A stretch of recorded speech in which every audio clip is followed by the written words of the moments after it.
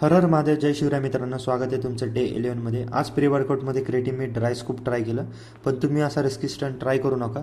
मी shaker विसरलो होतो म्हणून मला हे करावं लागलं. मग शोल्डर वर्कआउटला डायरेक्ट सुरुवात केली. सर्वात आधी डंबेल शोल्डर प्रेसचे 3 सेट घेतले. हा मूव शोल्डरच्या फ्रंट आणि साईड डेल्सला टार्गेट करतो. हा माझा टॉप सेट होता 20 kg डंबेल्सने. 10 परफेक्ट रेप्स. फॉर्म इथे खूप महत्त्वाचा आहे. खाली येताना फुल स्ट्रेच, वरती फुल कॉन्सन्ट्रेशनने squeeze, full control, no ego lifting याच्यामध्ये टार्गेट केलं. त्याच्यानंतर मग साईड डेल्स टार्गेट करण्यासाठी लॅटरल रेजेस घेतले. शोल्डरची विथ वाढवण्यावर याचा फोकस असतो. फुल कंट्रोल रेप्स खूप महत्त्वाचं आहे याच्यामध्ये. 3 सेट्स जबरदस्त बन लागला. मग रिअर डेट फ्लाय. रिअर डेट म्हणजे आपल्या शोल्डरचा मागचा भाग, जो ओव्हरऑल शोल्डर डेव्हलपमेंटसाठी खूप महत्त्वाचा आहे. अनेक जण हे स्किप करतात. 3 सेट फुल कॉन्सन्ट्रेशनने करणं खूप महत्त्वाचं आहे.